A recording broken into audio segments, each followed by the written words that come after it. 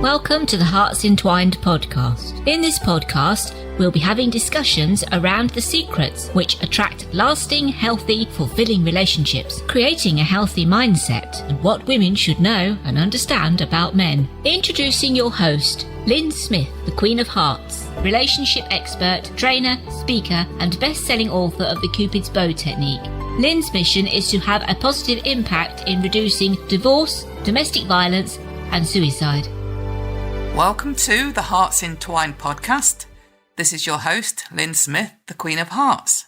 And today, listeners, I've got a lovely guest from the United States. Her name is Dr Leonie Mattison. And we're going to be discussing in today's episode something quite unique in itself that's going to be around being in a relationship with a trauma survivor. So quite a hot, interesting topic. Welcome, Dr. Leonie. Good morning, Lyn. Thanks for having me. I'm so excited about being here and the conversation we're going to be having today. Excellent. It's wonderful to have you on the show.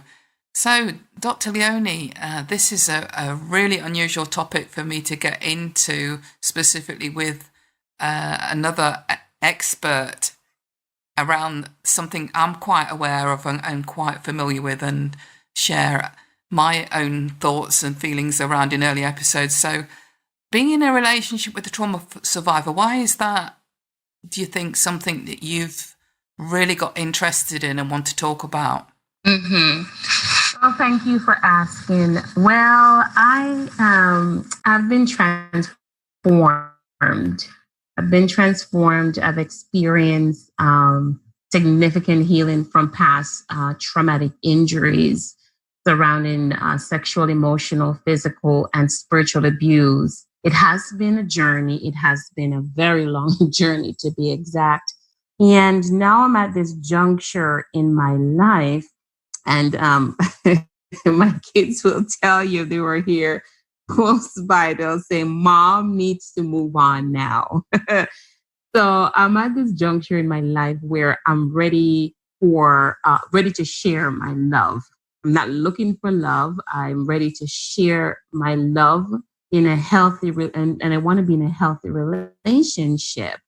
And so I've been thinking a lot about what that would look like for me, and been listening to quite a number of podcasts, and I've been reading some books around self-care and what it means to build healthy relationships, with a life partner. And I'll preface it by saying I don't only want to build a healthy relationship, I want to be married again. And so I've been looking at that, really just doing a lot of reflection on, the lessons learned from my past, and what that would look like being in a loving, wildly delicious relationship with the man that God created for me. So that's one of the reasons why the topic is of interest to me. Excellent. This is something I can really resonate with. So can you tell me a little bit about what's your current situation? I'm assuming that you're single and you have been for a while? Yes. I'm single, I'm divorced, I'm a single mom, and also, an executive. So I have a pretty diverse schedule between work, my personal life, and my family life. Yes. So how long have you been single for, Leonie? I've been single for, I'm so ashamed to say it. I've been single for over 10 years. I've been single. And during that 10 years, have you been on any dates, or has that just been, totally single for the last 10 years? Oh no, I've been on multiple dates. I'm actually this year going to hunker down and write a book called Riding the Dating Horse to talk about my dating experiences, which is hilarious. I attempted at being in one relationship that almost led to a marriage, but that was a disaster.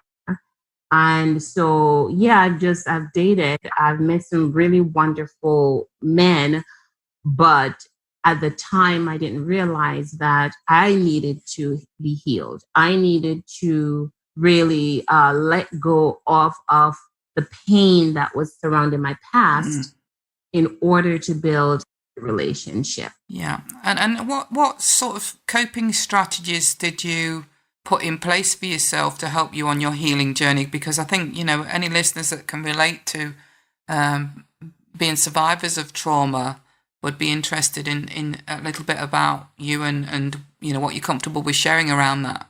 Mm-hmm. So I'm a Christian, first and foremost, and born again Christian who believed and have experienced transformation through Christ. So I will preface it by saying that. In addition to my personal relationship with Christ, which is where I really I'll say this. This is how I say it. A couple years ago, I actually experienced an awakening.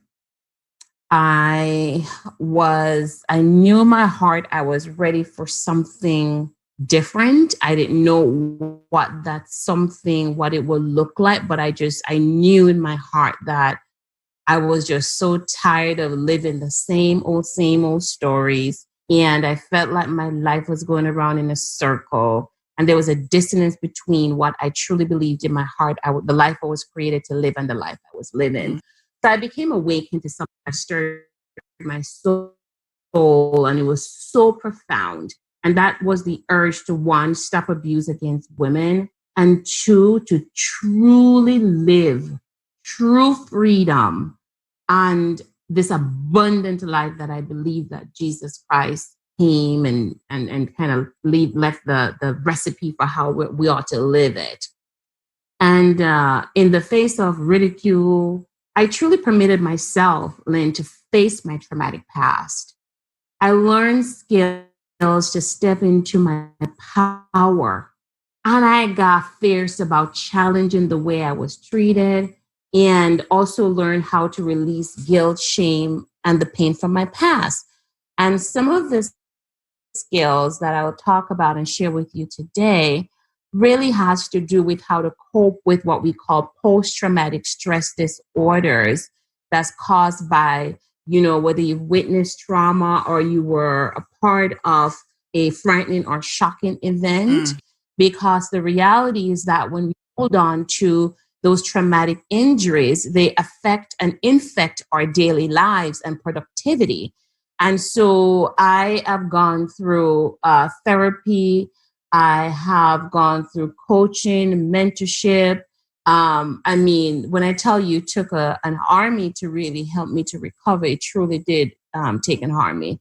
So the first coping strategy that I learned was fasting and prayer. Fasting meaning refraining from eating certain things, participating in certain activities, and truly just dedicated myself to seeking God and asking for direction because I was in a dark place.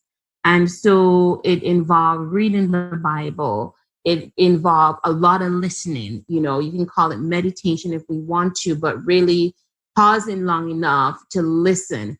And during one of those moments, I remember just really distinctly asking God, why was I created? Why am I here? Yes. What purpose am I to fulfill? And when I shut up long enough to drop the microphone, call my mouth, and to listen, not immediately, it took some time, but I heard in my spirit that I was called to teach, to heal, and to connect people to God. And I didn't know what it meant, but I remember drawing a figure of a woman and a piece of thread, connecting her to what looked like the sky. And I remember that. And that was a game changer for me because I had always known as a child growing up that I could hear things and see things. I can sense things. I can't explain it, but I know who I am, but I didn't know how to define or how to live up to what I was experiencing throughout my life. So the fasting and the prayer really connected me to God. I felt much closer. I felt like I hear him during those times. So that's the first strategy, was the fasting and prayer, and just refraining from certain things and just being so steady, focused, and intentional about seeking God for an answer. The second strategy is before you go on to that, Leonie, what I call the mirror work. And I've before you go on to the second strategy in the mirror work, would you just please share what you were having to fast around? You know, when you said you was having to fast, what did that look like? Because I just want to dig down a little bit for the benefit of the listeners as to what you intentionally resisted or gave up, you know, during that period. Thank you for asking that question. So I do it's called a Daniel fast most often than not. And it is a religious partial fast that is really, it's really popular here in North America. And what it entails is that you stay away from anything white, flour, sugars. You avoid certain, like no wine. No meat. I eat no meat during that time. I drink only water. So no coffees, no teas, no caffeine. I only eat during that period, and I just everything else. So here's what my diet consists of for 21 days: fruits and vegetables and water. That's it for 21 days. And I've gotten a little bit better at what fruits I even eat during that time period. I stay away from the sugary fruits too, and I eat a lot of green leafy vegetables. I make a lot of soups during that time. I stay away from certain activities because the body does get weakened during that period too, because it's breaking down from all the toxic that we've put in our bodies. And so, yes, it's just all refraining from everything else except for fruits and vegetables. Some nuts. I eat some peanuts, cashews during that time. And then during that time also, so that's the abstaining from the food piece. But then the other part of the Daniel fast is that you're praying. I'm journaling because it is literally a spiritual journey.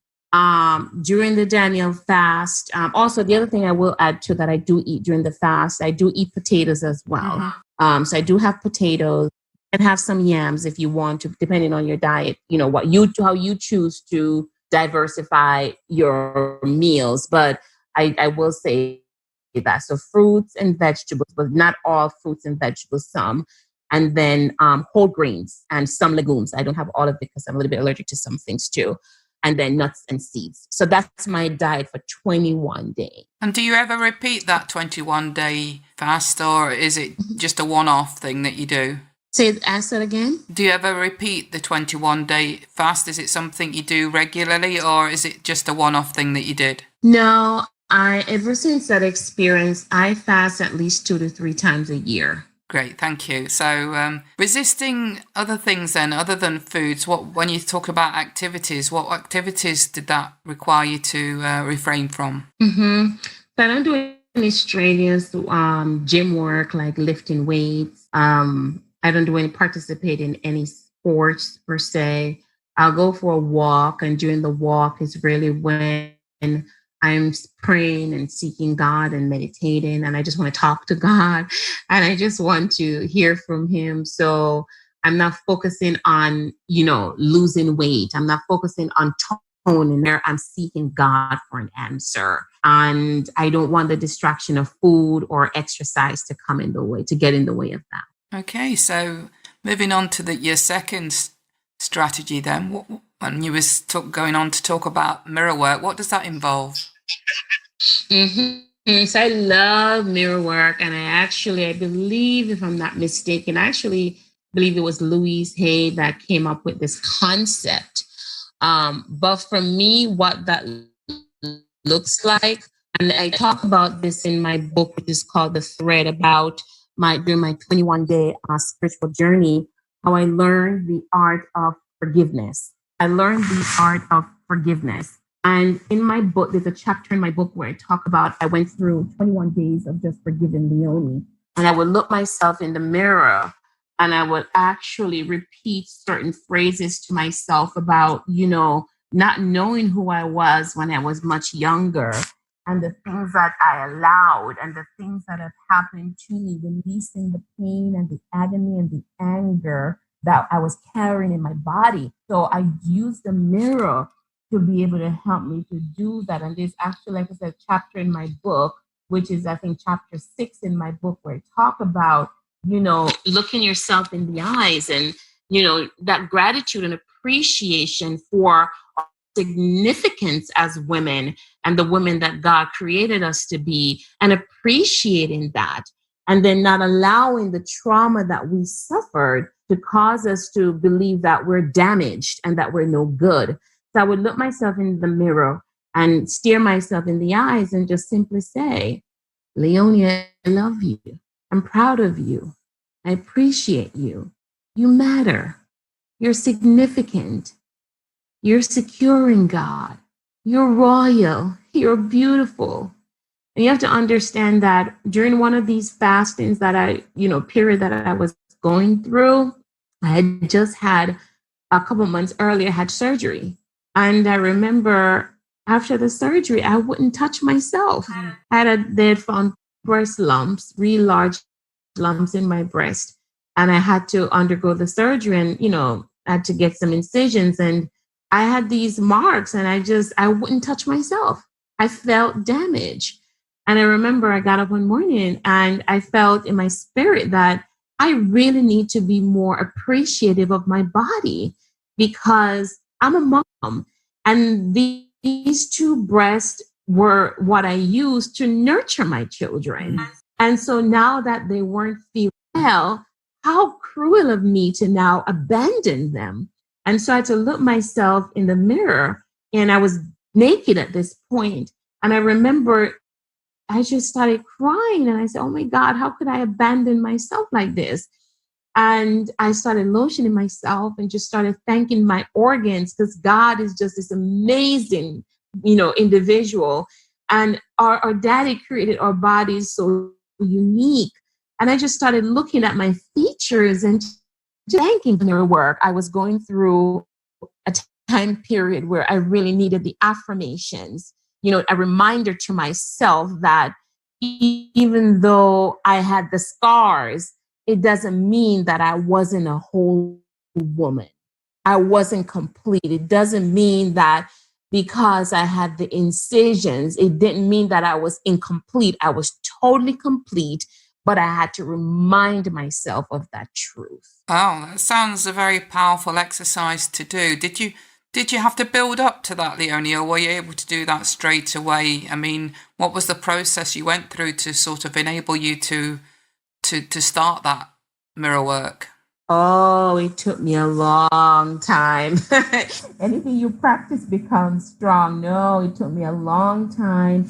When you start out, you don't believe. When you first start out, whether it's to eat healthy, to save money, to, create healthy relationships, it's a challenge.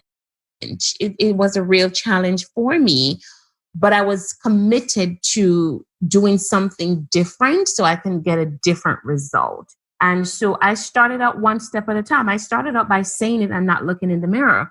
I started out by saying it and then looking in the mirror and didn't believe. I started out by saying and then, battled and questioned myself on really, like, you really going to say that? You have no proof that it's true. So yes, I battled the challenges and the emotions around believing what's true and what's not true. And then also because I'd never seen it done before, my mind was telling me that it wasn't true. It was one of those foo-foo cliche things. Yeah. But then there's life and death in your tongue. And when we speak things out aloud, the brain somehow connects to it much faster than when we internalize truth.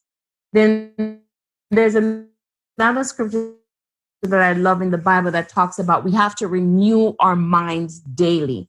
Renewal of your mind is a daily practice. So I had to weave all of those things or thread those thoughts from the Bible and then what I was now, attempting at practicing together until I got it. So it was every day, waking up every day and go, oh boy, I got to go to the mirror. But I'm going to tell you what was the big breakthrough for me. I started this podcast and I started encouraging women to do the same. And I told myself I wasn't going to be a hypocrite and ask someone to do something I wasn't willing to do.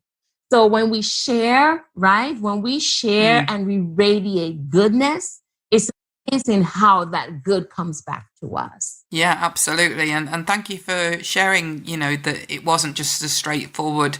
You were straight able to do it, because I can imagine, when I've give women similar exercises to have a go at, the challenges that they've been through, that, I was hoping you was going to say that it was challenging for you and you had to build up to it in some form, because I think women sometimes think that it's something they can't do because they hear that one person's done it, but they don't realise they've had to build up to get to that point, and that this is the stages they went through to get there.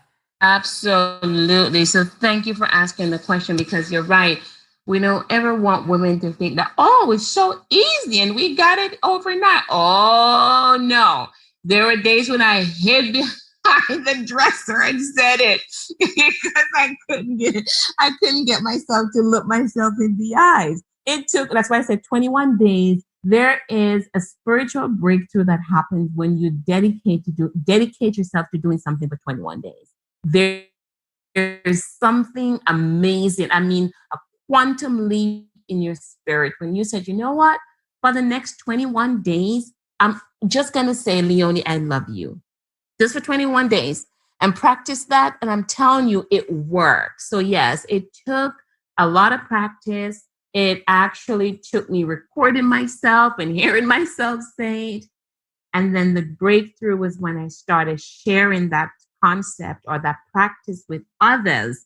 And I felt like there were others out there doing it with me. I felt more empowered and inspired to do it as well. Excellent. Well, I'm really pleased, as I say, you've been willing to break that down and share the process of exploring that exercise, because I know, for some of the audience members listening to this, if they wanted to have a go at doing that, straight away there would be some sort of resistance, because they'd think to themselves, I'd never be able to do that, but you saying that, just start off by saying, something simple to yourself to start with, and don't even look in the mirror to start with, as a first step is so valuable. Absolutely. And one other thing I'll add as well, Lyn, that I've also done, putting my right hand, and I say this in my podcast too, putting my right hand over my heart, my chest area, and just closing my eyes. I remember that was one of the things I did in the beginning as well, because I felt that connection to my heart. And when I put my hands over my heart and just close my eyes and just say, Leonie, I love you. That was more speaking to me, right? Leonie, I'm proud of you. Leonie, it's okay. It's just okay. And if that's all she can do today and for the next week, that's a step into the right direction.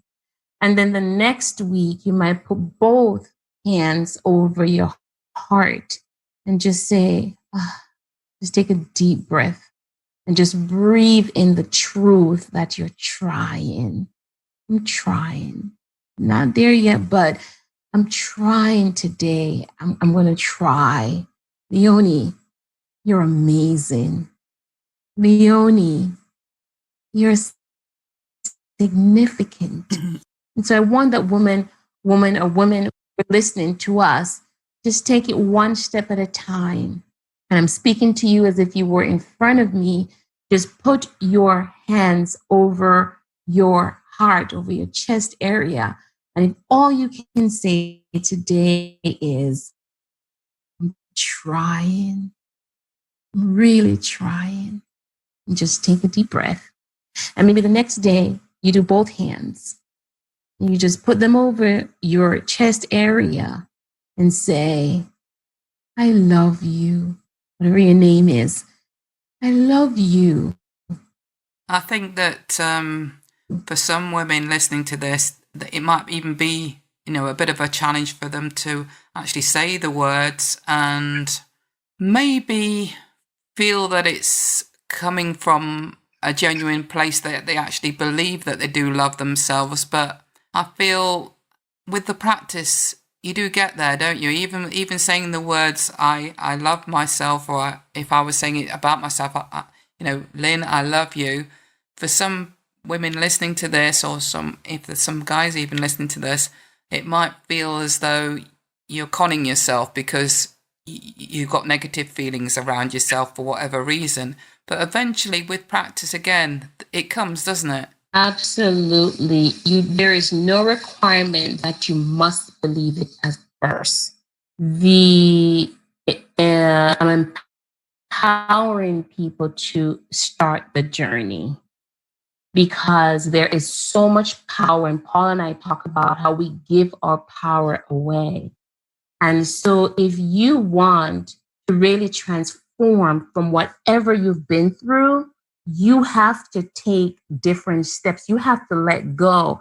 This morning, I posted on my Facebook page that says, you can't hold on to pain or people who are toxic to you and not get sick. If you want to get better, you have to let all of that go. And it's going to take some practice to believe, because here's the thing, the sickness that we hold on to is comfortable. Yeah. It's comfortable and I get it.